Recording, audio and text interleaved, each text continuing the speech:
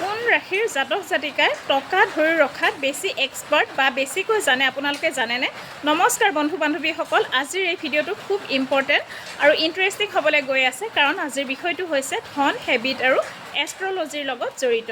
আপোনালোকে লক্ষ্য কৰিছেনে, কিছুমান মানুহৰ হাতলৈ টকা আহিলেও সেই টকা বেছি দিন ধৰি ৰাখিব নোৱাৰে, আৰু কিছুমান মানুহে কম টকা উপাৰ্জন কৰিলেও লাহে লাহে ষ্ট্ৰং ফিউচাৰ বিল্ড কৰি যায়।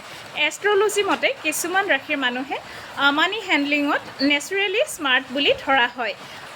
ইয়াৰে ভিতৰত হৈছে মকৰ ৰাশি। এই ৰাশিৰ মানুহে ফিউচাৰৰ কথা বেছি ভাবে, অযথা খৰচ খুব কম কৰে আৰু চাইলেণ্টলি ছেভিংছ বিল্ড কৰি যায়। তেওঁলোকে শ্ব' অফতকৈ ষ্টেবিলিটি বেছি পচন্দ কৰে। তাৰপিছত হৈছে বৃষ ৰাশি। বৃষ ৰাশিৰ জাতক জাতিকাসকলে তেওঁলোকে কমফৰ্ট খুব বেছি ভাল পায়, কিন্তু ফাইনেন্সিয়েলি ছিকিউৰিটি খুব বেছি ইম্পৰ্টেঞ্চ দিয়ে। তেওঁলোকে টকা মানে ছেভ কৰি ৰখাত বহুত বেছি এক্সপাৰ্ট হয়।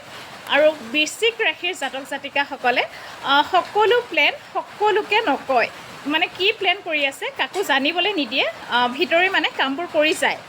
গ্ৰ'থ আৰু ফিউচাৰ মানে একেবাৰে মনে মনে কৰি আগুৱাই গুচি যায়। বাহিৰত নৰ্মেল দেখা যায়, কিন্তু ভিতৰত কেলকুলেশ্যন ষ্ট্ৰং হৈ থাকে। কিন্তু এটা কথা মনত ৰাখিব, এষ্ট্ৰলজি ডাইৰেকশ্যন দেখুৱাব পাৰে, কিন্তু ধনী হ'বনে নহয় সেইটো ঠিক কৰে মানুহৰ হেবিটে।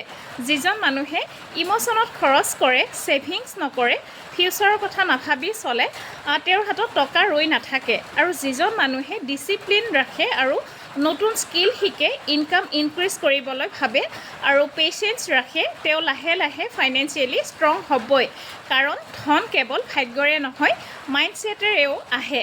কমেণ্টত লিখিব আপুনি টকা ছেভ বেছিকৈ কৰে নে খৰচ বেছিকৈ কৰে। ভিডিঅ'টো ভাল লাগিলে শ্বেয়াৰ কৰিবলৈ নাপাহৰিব বন্ধু বান্ধৱীসকলৰ মাজলৈ, আৰু পৰৱৰ্তী ভিডিঅ'বোৰৰ বাবে পেজটো ফ'ল' কৰি লগত থাকিব।